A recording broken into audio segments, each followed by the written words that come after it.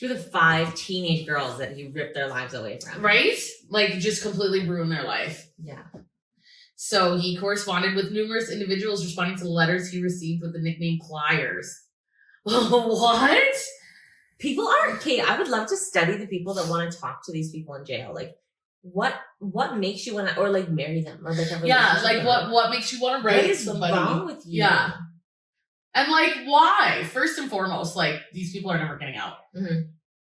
So like, what is the point? Yeah, like, clearly some weird fetish, but it's like, do you really like? Yeah, it doesn't make any sense to me. I truly don't understand that. I get that people are different, but like that just crosses lines for me.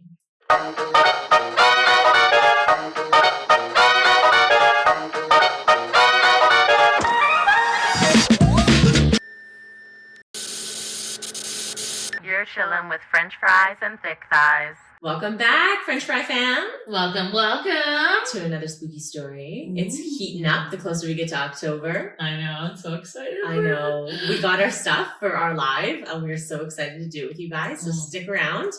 October's going to be bumping. Yeah, absolutely love it. We'll even maybe show you guys some videos of all the parties and intricate things that we do. Oh, yeah. And the lives and the seances and everything. It's just haunted houses, like legit haunted houses where people died. Yeah.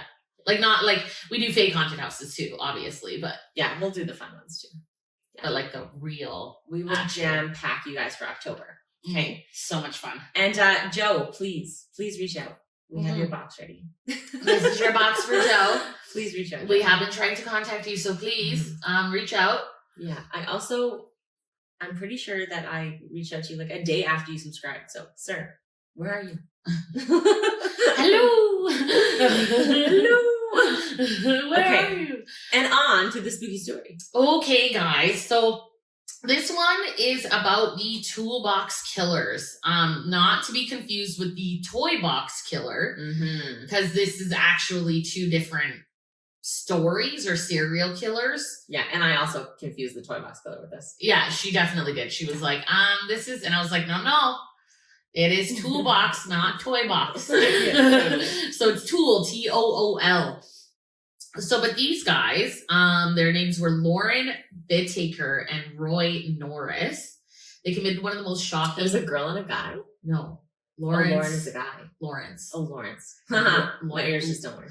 It's okay. This one, I'm deaf. Guys, we were doing some renovations yesterday and we were cutting tile and I still can't hear out of this ear. So Lawrence matches their personalities more. This is true. So Lawrence and Roy committed one of the most shocking and brutal series of murders in American criminal history.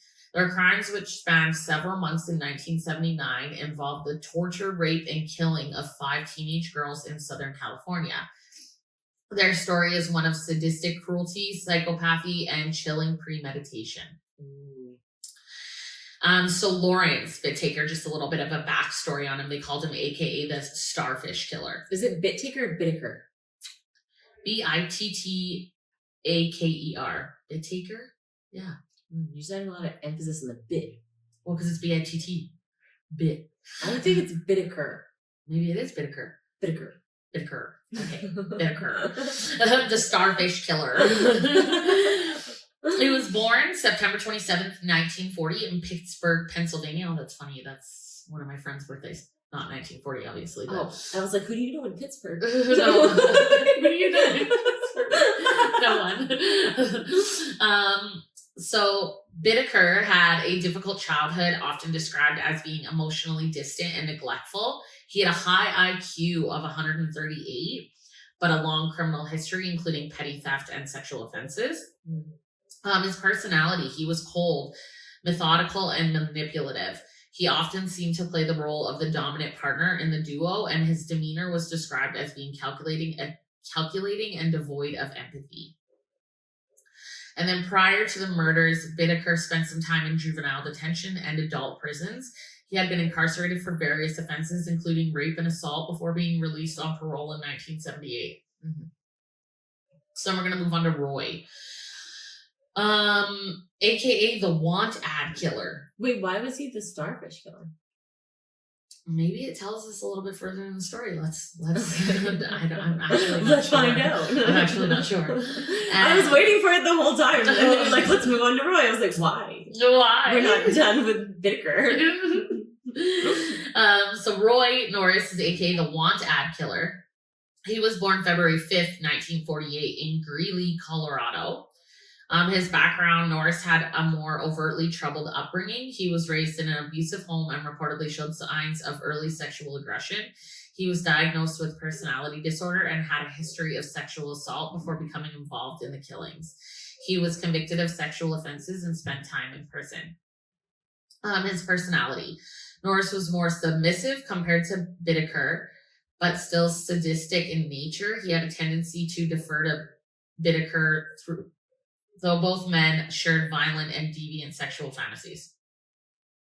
He had a tendency to defer to Bittaker. What the fuck does that mean? I don't know. To defer to Bittaker. Like to follow his lead? Maybe? Like to, They did say... So deference in law means to let you like get to make an opinion on something. Like you get to use your rationale to make an opinion of something. Oh, so maybe he refers to him for his guidance. Oh, okay. Oh, okay. That would make more sense because they said that he was more of like the kind of like nicer of the two, and not nicer, but I don't know. More like, logical? No, Bittaker was more lead. I guess. He was kind of more of the background. So the killers meeting and planning. So Bittaker and Norris met while serving time in California Men's Colony in 1978. Both members. Colony?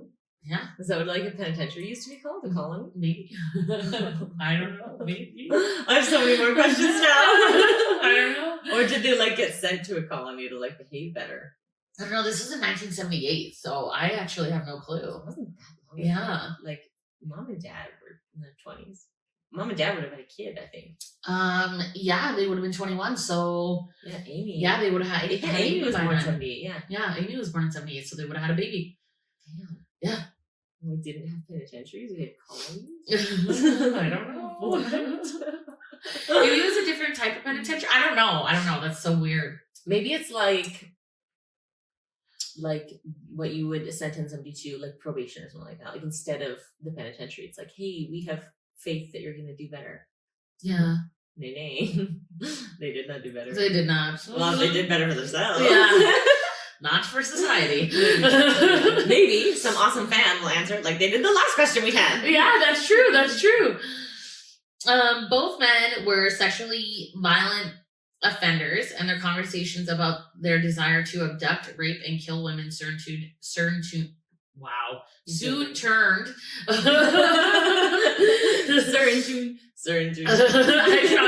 tried. Soon turned into a partnership. They shared a fascination with the idea of torturing young women. Once released from prison, they immediately I cannot read today. Oh my God. They immediately began planning the murders. They targeted young girls who they thought would be easy to abduct and then brutalize. They would later call the crimes the perfect crime due to the premeditation and the methodical nature of their killings. You know what I've always wondered? When people like this find partners, it's like, how did you stumble across the conversation? I just said across. We're both struggling. We're really tired, guys. We were up really late. Got like a solid 5 hours. Feeling great. I got a lot more. Anyways, how do you stumble across the conversation that you're like, hey, do you like to like rape and abduct women? Like, do you like to brutally torture women? I think because they were in a prison, it was like, what are you in for? Raping a woman. Oh, me too. I thought everybody in prison, when you said like, what are you in for? They're like, I'm losing. No? Maybe in 78 it was a movies? different. Maybe in 78 it was a different.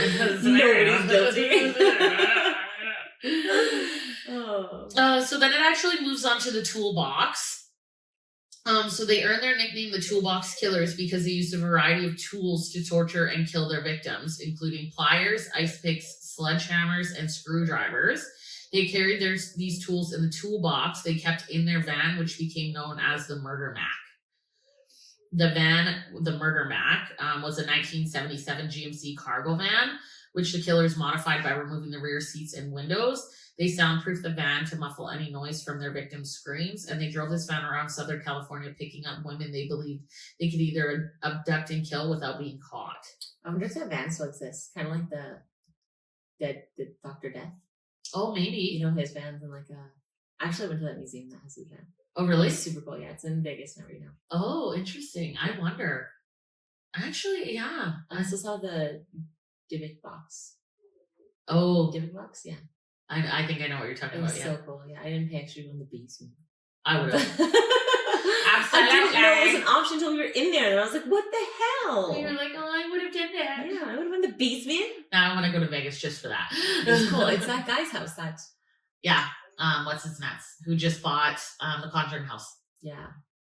That's super awkward. I was in the waiting room to go into that house, and he called me and told me what happened. Oh, so awkward. Sad. Yeah. Sorry. Anyway. So sad. My dog died. She was in Vegas, checking out some creepy, haunting for her 30th, and my dog passed away. And I called her, and I was like, just letting you know the dog died. I was like, oh God, it's a good thing because you're not allowed your phones in there. So I was like literally putting my phone away as you called. Oh, really? Yeah. Oh, yeah. There was a reason I called that. You know what I mean? It's crazy how that happens. Okay, so the Toolbox Killers. The victims were all teenage girls. They used a variety of tactics to lure them, including offering rides or pretending to be friendly men in need of help. Oh, they had a demographic. Yeah. Once their victims got into the van, the killers would overpower them and subject them to extreme torture and then murder them. See, this is what scares me. Men are so much stronger. As bad as you think you are, women, men are so much stronger. I'm doing I'm poking out eyes. I'm biting ears. Me too. I'm But then, you know what? kneecaps. I thought of that, but they're gonna recover, and the first thing they're gonna do is whack you so hard that you lose consciousness, and then you're not gonna do it again. That's probably how it happens every time. Not if they can't see me. If I gouge out their eyes. Yeah, you gotta make that first hit count, and you gotta do it when you have an opportunity to get the hell out. Yeah, I'm gouging out their eyes. You can't catch me if you can't see me. But I feel like your initial fear reaction, is to do it immediately as soon as they grab you. But it's you have no chance of escape right then. Yeah, you do. I don't know. know. If you're already in the van, I'm doing everything that I can. I'm kicking you in the balls. I am kicking out your kneecaps. I am biting your ears off. I'm poking out your eyes. But you're only gonna get one of those hits in before he knocks you unconscious. It would take one solid hit from a guy to knock me right out. I don't know. I feel like I got some fight in me. You have to choose which hit are you going to take, because you only get one before you get knocked out. Only because I have physically fought men before. I think I got a little bit of give. And do you want to get knocked out right away? Because don't you want to see where they're taking you? I'd be like, I'll behave. No. I'll behave. But I also want to make sure I get away. Because what happens if they put me in there and they cuff me and then now there's no chance. You're tied up. There's no chance. I would just straight from I'm definitely terrified of being hit. I will behave. I will be hit. I just pray to God they don't hit me. And then I can watch everything. I'm gouging out their eyes. Okay, so the victim one was Lucinda Lynn Schaefer. She was 16 years old. The date of abduction and murder was June 24th, 1979. She was a high school student who was hitchhiking when she was picked up by Bittaker and Norris. She was abducted, taken to a remote area, and subject to hours of torture, including rape and physical abuse. And she was then strangled with a coat hanger and dumped in a remote area. Oh my God. The second victim was Andrea Joy Hall. She was 18, and she was abducted and murdered on July 8th of 1979. She was also picked up while hitchhiking, and like Lucinda, she was tortured, sexually assaulted, and then murdered in the van. Bittaker and Norris took her to a remote location and used the ice pick and pliers to torture her before killing her. Oh my God. That's awful. Oh, I don't even want to know what they did to her. And at that point, there's just got to be a point where she probably, after being tortured for so long and sexually assaulted, you know what I mean? Mm-hmm. And then they're coming up to you with an ice pick and at that point, I just at this point, just kill me. You know what I mean? get it over and done with. Like, I'm not surviving at this point. Like, Yeah. I see you coming, just get it over with. Mm-hmm. At that point, I think I'd try and kill myself.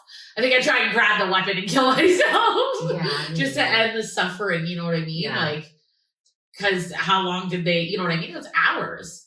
Yeah. How long can you At go some through point, that you pain want to for? give up. Yeah. And there has to be a point where you're just like, it's not even that you're numb to it, but you're numb to it in a sense where you're just like, you're just breathing. Like, Yeah. you know what I mean? Like, Just you're barely. like, you're just there. Yeah, you're just waiting to breathing. die. I wonder if at some point you just go numb. Like, you know, when you get an injury, like a severe injury, and you just go numb there. Well, I think so. But the internal injuries would suck. Yeah. Or like the repeated, like, because you'd go numb from an initial injury, but if somebody keeps poking at that spot. Yeah, it's still gonna hurt. As Yeah. I touch my forehead. Because I remember getting hit in the forehead here, and then I just went numb. Like, I couldn't feel anything after that. Yeah, but then when the doctors were touching it, did it hurt? Oh yeah, when I got the stitches, yeah, it hurt. See? So then, yeah, it hurts if they keep repeatedly poking it and touching it. Yeah. The doctor was so rude too. I was like anesthesia doesn't really work for me. I was like, you just like you have to be really careful. And I was like, so like I have that same problem. It doesn't work for me either. That's what I said. I know, like our whole family. Yeah. And I was like, it doesn't work. Like, you And have to he's put like, me under. Looks at me, he's like, 11-year-olds get worse stitches. I was like, oh, you're so rude. You're like, I'm just being honest, dude. No. Just telling you, anesthesia doesn't work on me, and I don't want to be in pain. I know that's like when I was getting surgery, on a cyst. At first, the first time they did it, I was like, anesthesia doesn't work very well, and they did it, and it was so painful. Like, I was going through just an enormous amount of pain. Yeah. And then so the second time I went in there, they're like, you have a choice. We can just put you under like just like a little bit of anesthesia just to like numb it, or we can put you under like a local anesthesia where we like put you to sleep. I'm like, put me to sleep. I don't care. Put me to sleep. They're like, really? It's like a 10-minute opera. I'm like, put me to sleep. I am not going through that pain for 10. Like, I'm not doing it. Put me to sleep. I don't care. They're like, but you do know that. I'm like, I don't care. Put me to sleep. I don't care. I've only been put under like under one time. I've been put under like 5 times. Yeah, I'm like, yeah, give it. Put under for my C-section. No, you're not. I was awake, yeah. Well, if it's an emergency, you're put under, but I was awake. I was only ever put under for my knee surgery, and I was like numb for like 2 days. Oh, really? Yeah, like that went overboard. I was like walking on my leg, and Chris was like, "You shouldn't be walking. You just left surgery." I was like, "I can't feel it. I can't feel anything. It's fine. I can't feel anything." So I've been put under like 5 times, and I'm like, it's so funny. They're always like, "Oh," I'm like, just get it going. I've done it so many times. Just do it. Start the count. Yeah, Start the just clock. go. Let's go. I've done it so many times. I'm used to this. Let's go. Right on. I know the process. Get it going. Okay, so the next victim was Jackie Doris Gillum. She was 15. Oh, that's sad. She was murdered July 19th of 1979. She was abducted from a bus stop. Her treatment mirrored that of the previous victims. Her treatment. I know. Her torture mirrored that of the previous victims. Let's change that wording. Sexual assault, brutal physical torture, and then murder. Her body was found several days later. Where did they find it in like different locations? Did they have like a burial ground? I think it was just different locations. Victim 4, Leah Gale Lamp. She was 13. Oh my god. Oh, she was murdered July 8th, 1979, the same day as Andrea. These girls were all murdered within, so it was June 24th, and then July 8th were Leah and Andrea. Then Jackie was July 19th. The 5th one was a little bit later, but okay, so she was murdered the same day as Andrea, and she was walking along the street when she was abducted. She was also just subjected to horrific torture, including being sexually assaulted with various tools. She was murdered by being strangled with a shoelace and left in a secluded location. Oh, damn. Yeah. And then victim 5, this one's a little interesting. So this was Shirley Lynette Ledford. She was 16 years old. So her abduction and murder, October 31st, 1979. It was Halloween night. I guess that'd be a really easy time to take kids. Yeah. So I'm guessing both of them just took obviously a hiatus from July 19th to October 31st because they killed like 4 girls Back. pretty much. Mhm. And then they kind of obviously took a hiatus. I wonder if like the paranoia was setting in for them.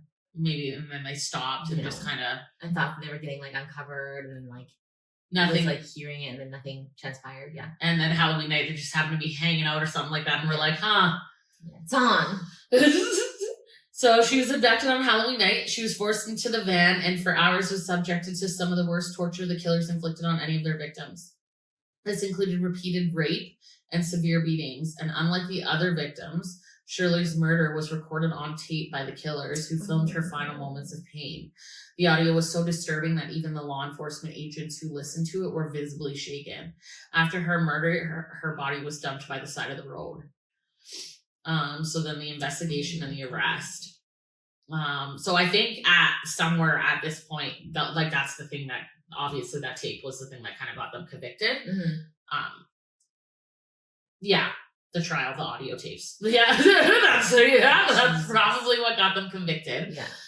But for the investigation and the arrest, the killing spree eventually attracted the attention of police, who connected the murders due to the similarity in the victim profiles and methods of operation. Mm-hmm. However, it was Norris's capture that led to the downfall of the killers. Oh. In November of Norris? Not Bittaker.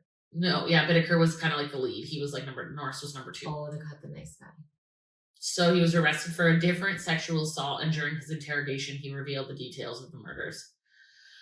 He initially tried to deny his involvement, but eventually confessed to his participation in the murders. Mm-hmm. He claimed that Bittaker was the mastermind and that he had been forced to take part. And then they arrested Bittaker after the police pieced together the evidence from Norris's testimony and a combination of witness accounts, forensic evidence, and the physical evidence in the van. Bittaker's trial in 1981 was a sensation, and he was convicted on all counts. He was sentenced to death and remained on death row in San Quentin until his death in 2019. Oh, wow. Mm-hmm. So during the trial, the chilling details of the crimes were laid bare. Norris's testimony combined with forensic evidence and audio recording of Shirley Ledford's murder sealed Bittaker's fate. The tape, the killers had recorded Shirley's last moments and the tape was played in court. The audio was so graphic that many of those who heard it, including members of the jury, were deeply affected. It showed the extent of their sadism and cruelty they inflicted upon their victims. It since has been one of the most disturbing pieces of evidence in a criminal case. I wonder if we can look up the tape. I'd like to try. I mean, I don't actually kind of want to, but like, I know what you mean. I am kind of intrigued. Yeah, I know. I always say, like, when I'm rich, I just want to be like a detective. Like, I'll do my years in the law enforcement and work my way up. That's fine. I'll, what's the word? Like, do my rite of passage. Yeah. Anyways, just to like help out on these cases and stuff like that. Granted, as a lawyer, I'm pretty sure I'm going to be like exposed to a lot of this. 100%. Crap like that, which would be really messed up. I should be the detective and you should be the lawyer. You should really be a private detective. I should hire you all the time. I'm actually a really good detective. I was actually thinking of episodes where we like find messed up stuff and we give it to you to like uncover it. I probably would have been like, oh my god, okay, Detective so guys, Becca. so I get this episode and I'd be like, okay guys, so here's what I found. Okay, here's what I found. Oh my god, yeah, Becca's really good at finding anything. I am. I'm really, I'm one of those people. I don't know if you need to know something about someone, I normally can find it out. Oh yeah, I'm pretty good at finding it out. There's been a few people who have tricked me, but granted, I didn't try that hard. Like if I had tried harder, I'm sure I would have found something. But I was like, I can't find anything online. It's fine. Like you need like private detective search engines. You need like access to police files. Oh, yeah. You have a contact on the inside.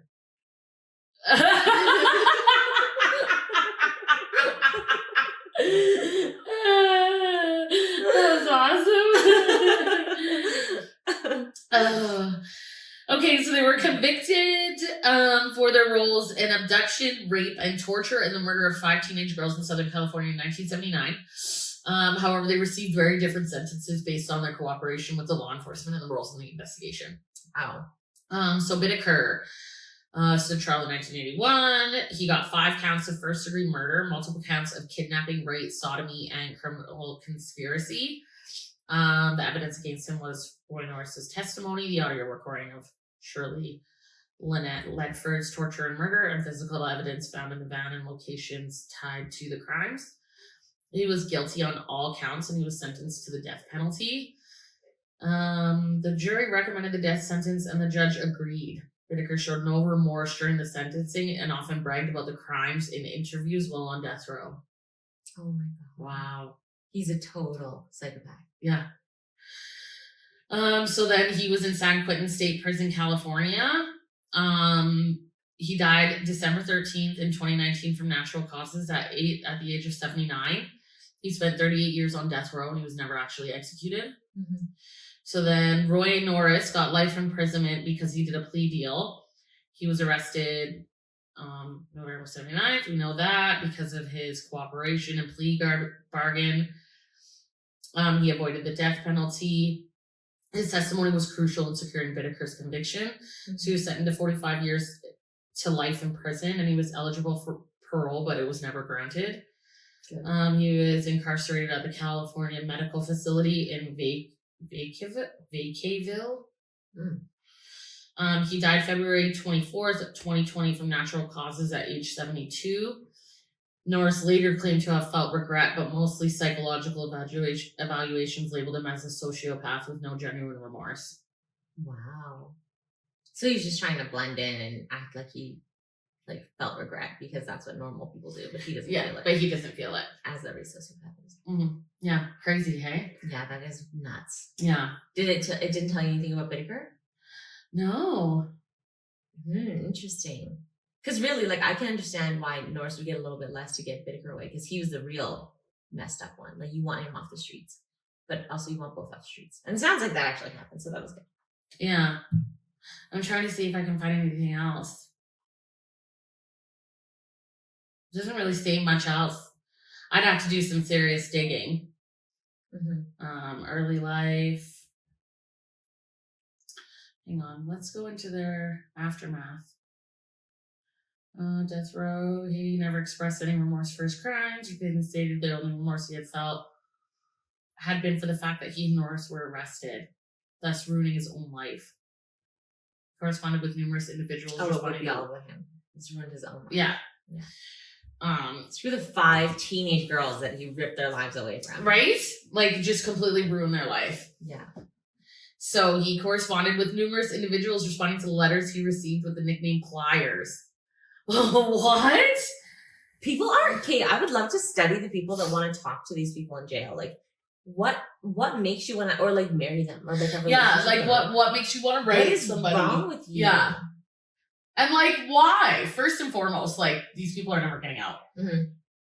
So what is the point? Yeah, clearly some weird fetish, but it's do you really Yeah, it doesn't make any sense to me. I truly don't understand that. I get that people are different, but that just crosses lines for me. Yeah.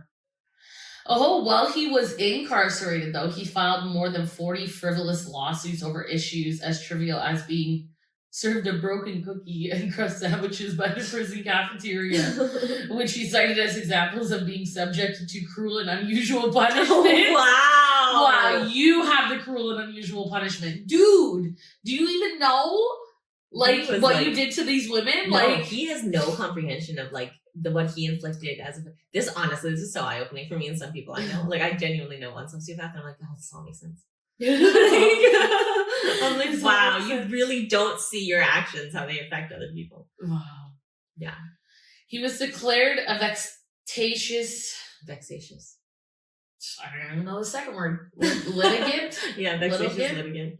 It means that you're just doing things to waste people's time and because they made you mad, so you're just doing it to get back at them. There's no real cause or substance for the lawsuit. Oh, okay. Yeah.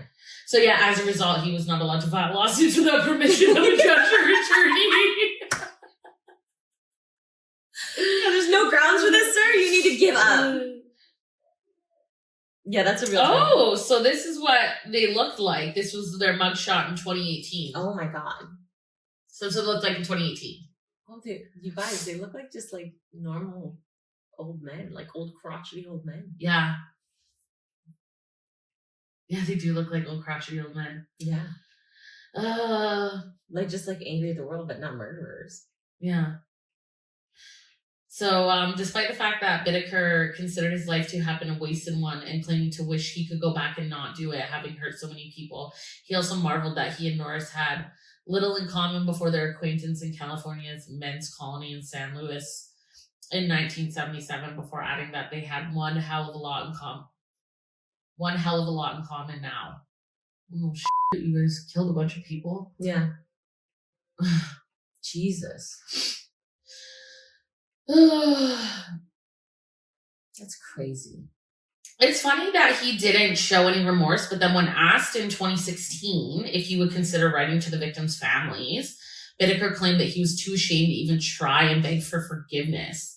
The sincerity of his expressions of remorse have been disputed by numerous professionals who reference Bittaker's consistent reveling in the notoriety and who noted the fact that he would tailor his outlook on actions to one of regret to those whose attention he wished to maintain. So it's just a camouflage again. Yeah. Just an attempt to trick them to get out. Yeah. Which is like colorable at best.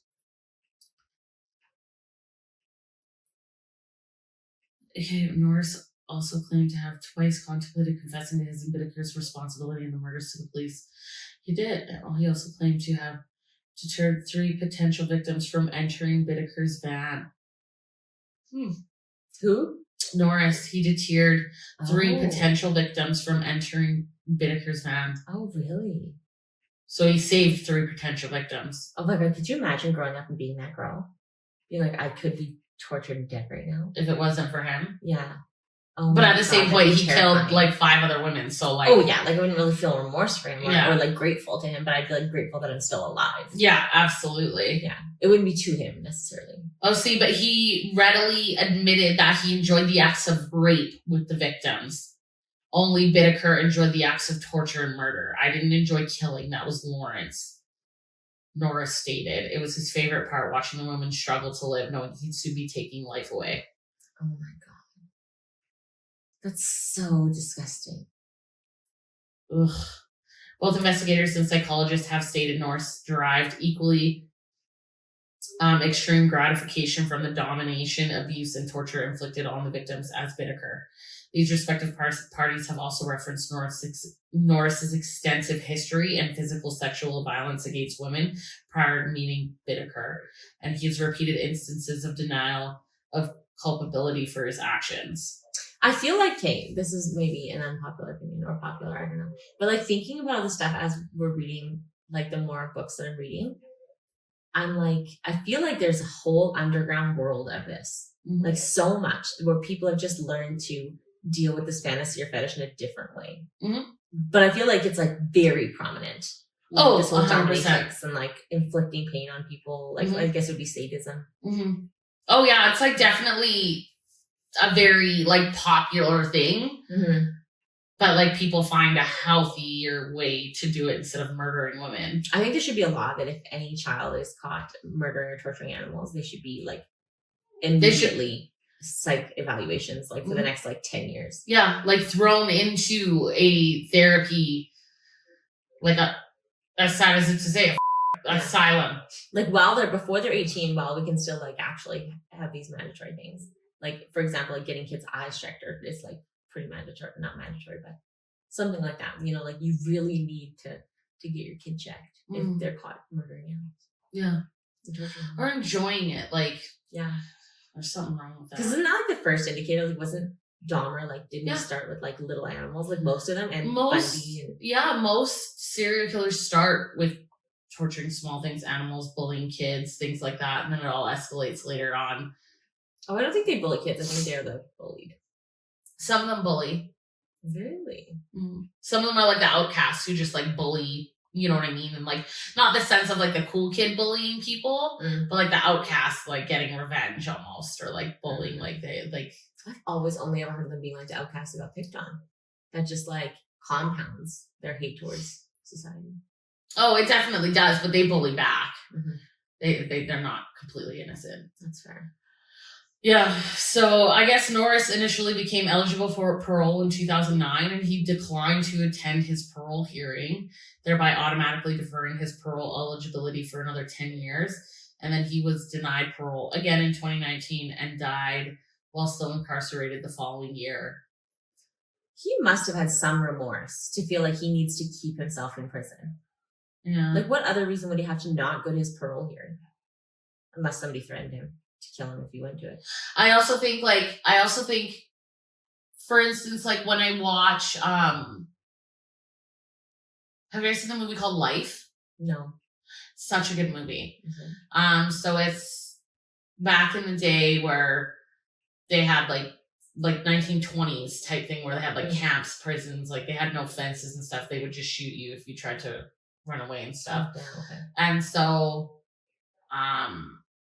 it's actually the comedian. That reminds me of like, Oh Brother, Where Art Thou? Yeah, it is like that. Like they wear the striped suits and stuff, and it's a bunch of black men, and they get arrested and go to prison. Oh, I have heard of this movie. It's like one of my favorite movies because it is like funny because it's about like, these two guys that didn't know each other and they accidentally got arrested together, and then they have to spend the next like 50, like the rest of their life in prison, and they hate each other, but they're like all of a sudden like become best friends. But this is obviously post-slavery then? Yes. Because they were free men. Like they weren't slaves. Mm-hmm. They were free men, but they just got into trouble with some thugs, and then got arrested and stuff like that. And then they had to spend the rest of their life, and they didn't even know each other, so they hated each other, but became best friends because they literally had to spend. Yeah. So it's like a love-hate relationship that they have with each other. It's a funny movie, and it's comedians, right? So of the circumstances. Yeah. So it's actually quite funny, but. There is this one part where this guy, he gets a letter and it's to get out. And they're like, oh my God, that's great. You're going home. Like, and he's like, I've been here for so long. I don't have home. Yeah. Mm-hmm. And he's like, I don't know what I'm going to do. I'm so scared. Mm-hmm. And so he ends up running off the property and they shoot him and kill him because he didn't want to leave. Yeah. And so that makes me think of people like this, right? They're so old. That too, yeah. And they've come to a point where they're like, I have nothing to go out to. Why am I going to go to parole to have to go and get a job and get a house and do all these things when I can stay here and eat for free? Yeah. Why wouldn't I just stay in prison? I spent half my life in prison already. Why am I going to go out there and try and get parole when I have nothing? Yeah, humans are creatures of habit. And so he might have just skipped his parole based on had nothing to live for outside of the fact. So he was like, where am I going to go? Yeah, he's something way less intriguing than what I thought of. He just doesn't want to leave. Like he has remorse. No, I honestly just think, God. Yeah. Yeah, just always trying to see the good in people. Yeah, no. There's the defense lawyer. Legit. It kind of sucks though. Like Stephen K. I don't know. He was a prosecutor of Bittaker's trial. Oh, okay. So he said that he was upset that he beat the system and that he died of a natural death while on death row. Like something that his victims didn't even get a chance for. Oh, they had their whole lives ahead of them and they never got to get married or have children or grandchildren. And so I kind of agree with that though. Like, why are they on death row for 30 years? Mm-hmm. Well, it's a psychological game, right? Yeah. It's like, you're going to die. There's no way out of this. You're going to die. And you have to live every day with the thought of you dying. Yeah, but at that point, this man lived till he died of natural causes. Like, yeah. And it's not like, and like, that's what I think too. It's not like he died from being like super unhealthy or, you know what I mean? Like they feed, you know what I mean? Like he got like the 3 decently healthy as they can be in prison. You know what I mean? I wish they feed them slop. Yeah, but it's probably better than sitting out here eating McDonald's every day or like, you know what I mean? Like enough to like not get Lyme disease. You get like 1 apple a month. The chief investigator of the murders committed by Bittaker and Norris committed suicide in December of 1987. He was 39 years old. In a 10-page suicide note, he specifically referred to the murders committed by Bittaker and Norris as haunting him. Oh my God. And of his fear that they may be released from prison. Wow. This case is just like a giant blaring flag that you need counselors. Yeah. This guy couldn't even handle listening to the cases and he decided to off himself. Guess how he did it? No. Oh. So this is twisted. So that cassette tape of them torturing and murdering Shirley, the audio, it remains in the possession of the FBI Academy. And this recording is used to train and desensitize FBI agents of the raw reality of what torture and murder is. Oh my God. So they use that to desensitize them. and prepare them to get ready for what they're about to. That's awful. It is. I kind of understand it though, working for 911, because you become so desensitized on the phone. Yeah. Oh, 100%. Yeah. Like there's just so many cases where you like hear somebody calling you and screaming like something crazy, and you're excited. You're like, oh my god, this is an exciting call. And you get there and they're like 25, which is like, You're like, okay. Like, okay, you're loco. You're loco. Dead babies in the garbage can. Okay. Okay. I guess there is a documentary film called The Devil and the Death Penalty, and it focuses on the murders committed by them. Damn, we should watch it. I know. The Devil and the Death? Yeah, The Devil and the Death Penalty. The Devil and the Death Penalty. Oh, we should totally watch it. And Stephen Kay is among those interviewed by the director. Cool. And Stephen Kay was one of the prosecutors on his trial. Oh, one of the prosecutors. Yeah, he would have a very strong feelings towards it for sure. Yeah. I mean, he still won. He beat them. He got them in prison. Yeah. And never came out again. You know, the other thing, I wonder why they're on death row for so long. Like, from a legal standpoint, I think that law was being challenged. Like, where were they put on death row? Pennsylvania? Like, I'm not even sure that's a state that has death row anymore. I don't know where they were put on death row. I feel like I said it, but... Well, you said Pennsylvania in the beginning. Pittsburgh? That was where they lived. The colony that they were in, right? Yeah. Oh, okay. So... San Quentin. Oh, San Quentin. Yeah. Where is that? That was where... I'm familiar Bittaker. with it. I don't know where it is. California. Oh, okay. Bittaker. That's where Bittaker was for the death row, yeah. Oh, okay. Because I think that they went through a bunch of challenges. So then every time it's challenged, you can't continue killing people if the law is being challenged. Changed. So then they would just sit there on death row. Ugh. That's awful. Yeah. And I kind of want to watch that movie now. I do. I definitely want to watch it. Shirley Lynette Ledford. Oh, I do want to hear the audio. I want to hear what those FBI agents are hearing. Oh my god. Ugh. The most, let's try 17-minute section of the audio tape that the pair had created for the abuse and torment. Found inside the van, which Norris had earlier testified Bittaker had repeatedly played as he drove in the weeks prior to his arrest. Oh my adding god. that Bittaker considered the contents to be real funny. Oh my god. He was beyond twisted. Yeah, he was beyond twisted. He was gone.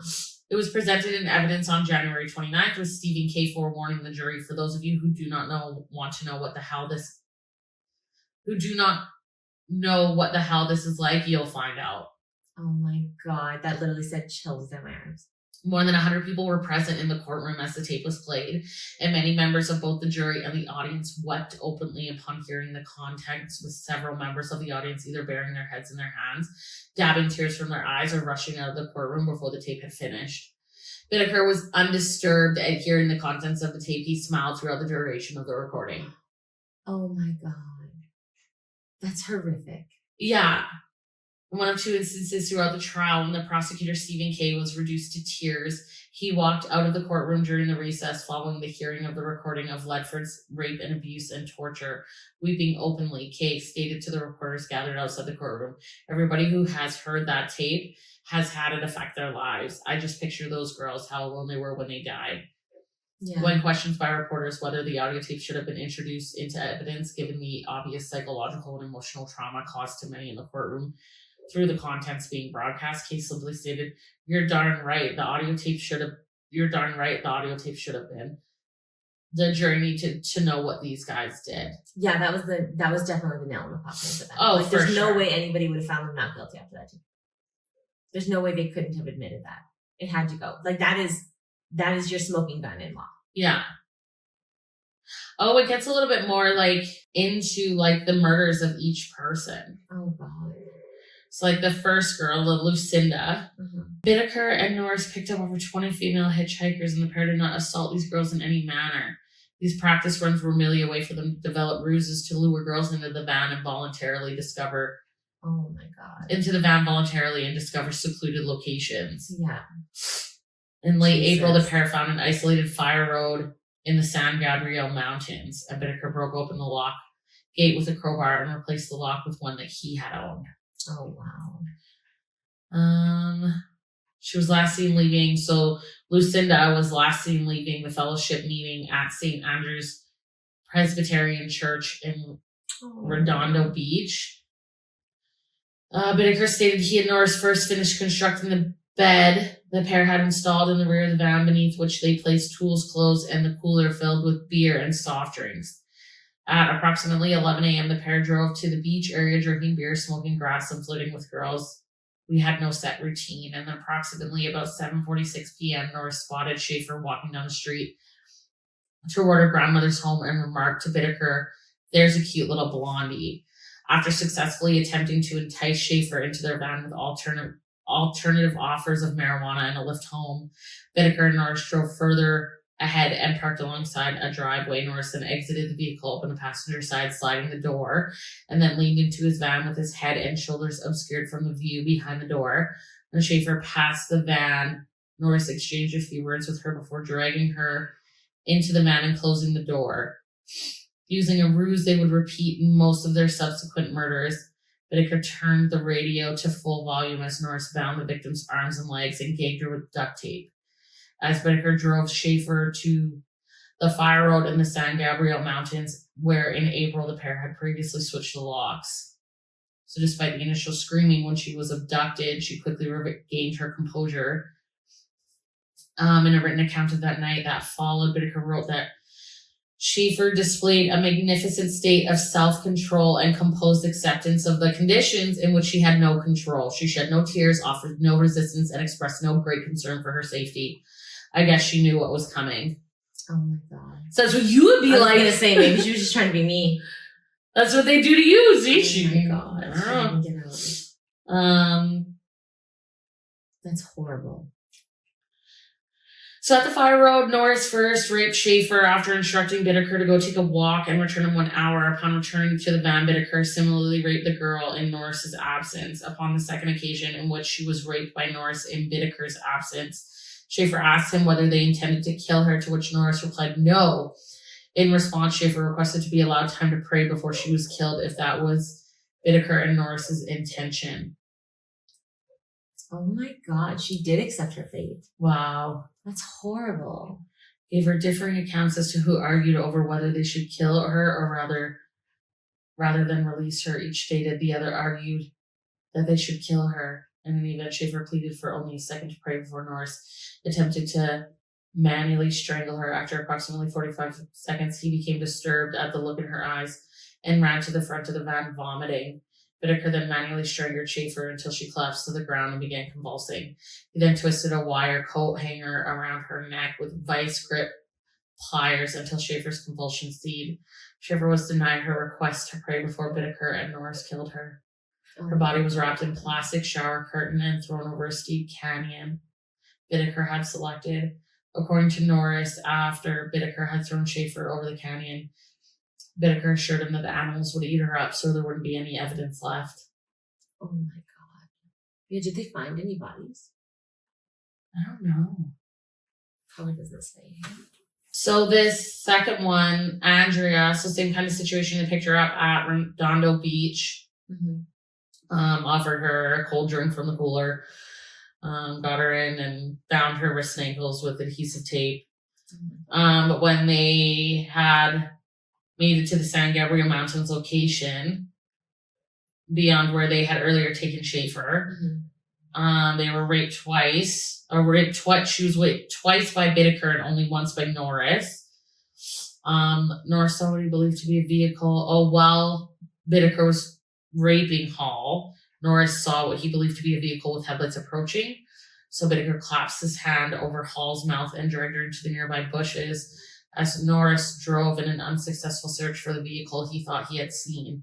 When he returned, the pair drove to a location farther in the San Gabriel Mountains. Bittaker forced Hall to walk uphill naked alongside the road and then perform oral sex on him before ordering Hall to pose for several Polaroid pictures.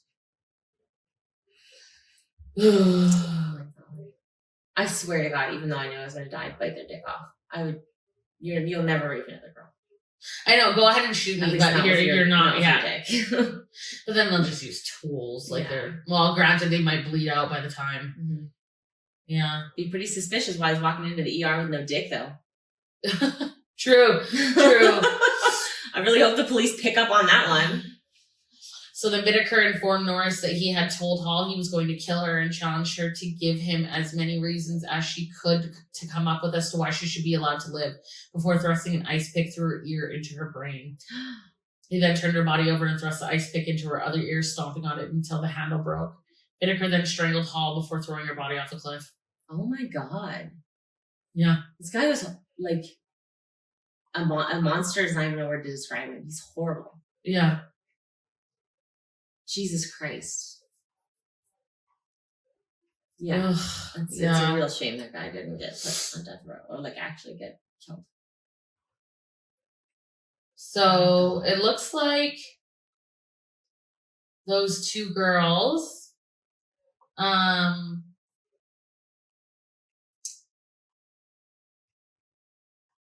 Lamp and Gillum. So it's telling me that they were murdered on different days. But here it's telling me they were kidnapped together. Oh.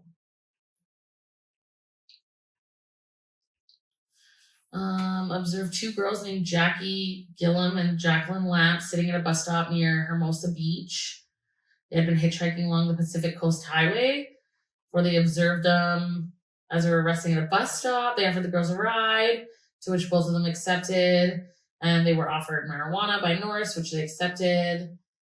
And they were driving in direction towards the San Gabriel Mountains. When the girls protested, both Bittaker and Norris attempted to allay the girls' concerns with excuses, which did not deceive either girl. Mm-hmm. Lamp, age 13, attempted to open the sliding door, whereupon Norris hit her in the back of her head with a bag filled with lead weights, briefly knocking her unconscious before overpowering the 15-year-old Gillum as he began to bind and gag Gillum. Yeah. Lamp regained consciousness and again attempted to flee the van, where Norris twisted her arm behind her back and dragged her back into the van.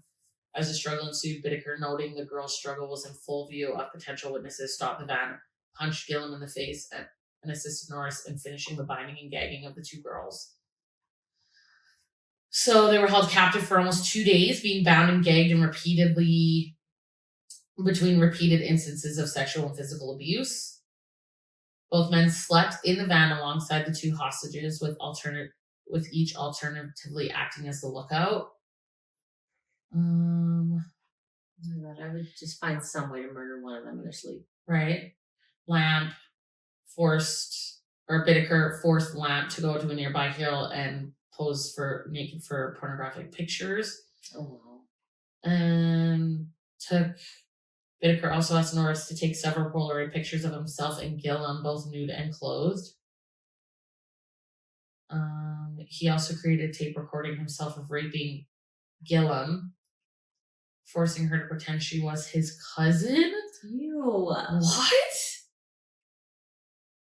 And informing Gillum to feel free to express her pain. Oh my God. Bittaker is also known to have tortured Gillum by stabbing her breast with an ice pick and using vice grip pliers to tear off parts of one nipple. Oh my God, I can just feel that pain. Oh my God, it hurts. Oh my God. That's horrible. So after 2 days of captivity, they were both murdered. He claims he had suggested that Gillum be killed as quickly as possible. Unlike Lamp, she had been largely cooperative throughout the period of her captivity. Bittaker replied, "No, they only die once anyways," and Gillum was struck in each ear with an ice pick and then strangled to death. Oh my God. And then after Bittaker had murdered Gillum, he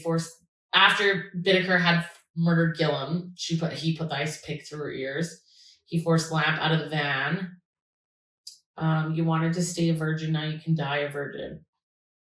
Before Norris struck her upon her head with a sledgehammer. Bittaker then strangled Lamp until he believed she had died. When Lamp opened her eyes, Norris again bludgeoned her repeatedly as Bittaker strangled her to death. The bodies of Gillum and Lamp were thrown over the embankment into the chaparral. Oh my God. And then that brings you to Shirley, who has the tape. Oh, I'm so disturbed. I kind of want to... Oh my God, I'm not Shirley's.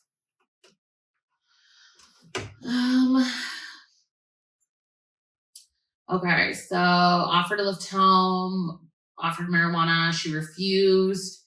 Drove to a secluded street, drew a knife, bound and gagged her with construction tape. Drove in an aimless manner for an excessive hours. Whitaker remained with Ledford in the back of the van. Initially slapping and mocking her, then beating her with his fists as he repeatedly shouted for her to say something. And then as Ledford began screaming or shouting for her to began screaming, it looks like Whitaker shouted for her to scream louder.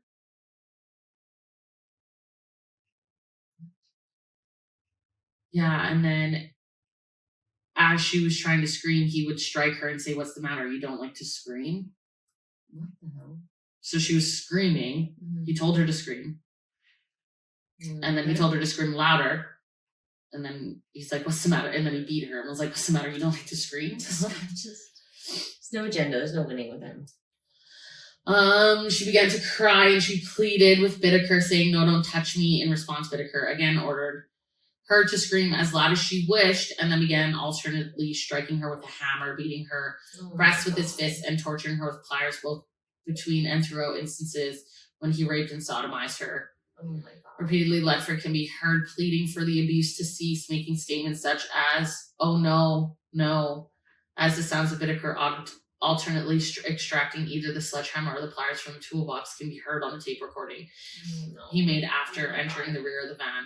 Norris later described hearing screams, constant screams, emanating from the rear of the van as he drove.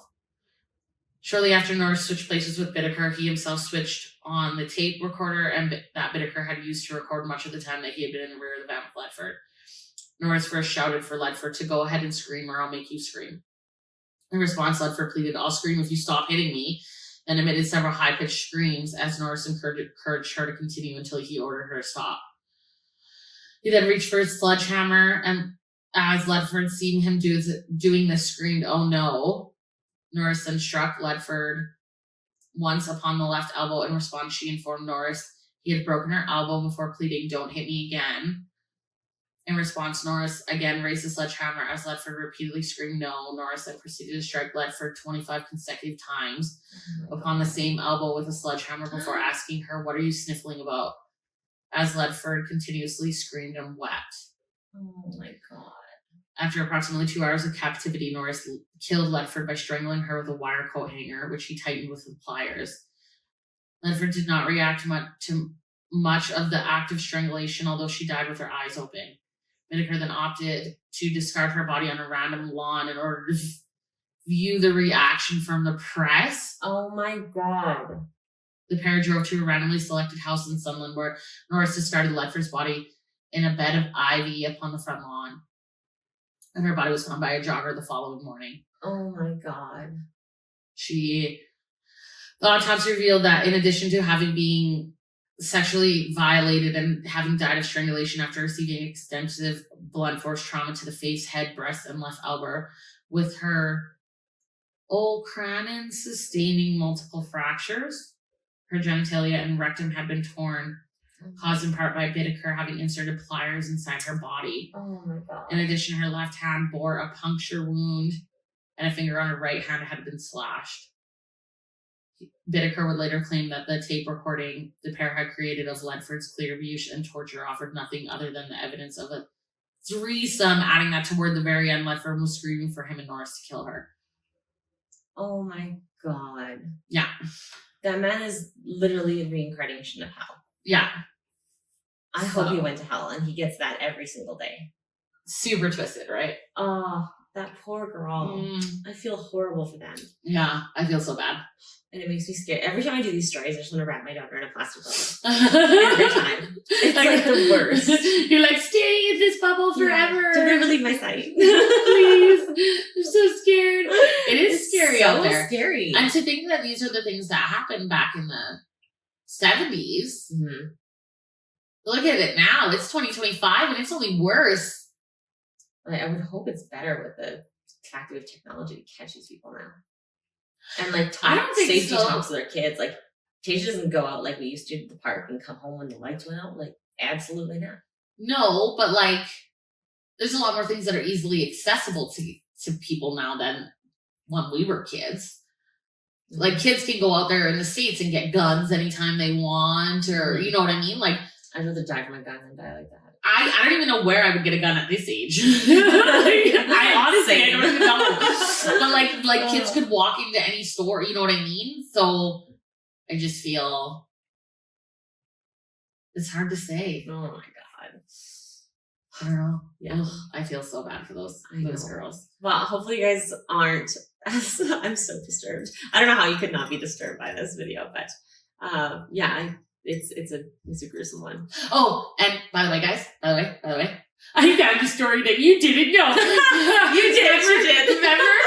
Remember how she was like, "Oh, I bet you'll never find a serial killer that I didn't know about." Told you I'd won. So early in the season too. Competition accepted, and that won. Thank you. And on that note, thanks for joining. We hope you enjoyed this one. It was really twisted. Yeah, sorry guys. Yeah, we'll see if we can find any of the audio and post it in the link, but I'm not holding out much hope for that. Yeah, I don't know if I don't know. If you guys want to find the audio and send it to us, that'd be great. I don't know if we can post it. Yeah, well, we just have to post a link. We can't even post it. Yeah, that's true. Oh, that's awful. Okay, well, thanks for joining. Thanks for joining. Adios. Later.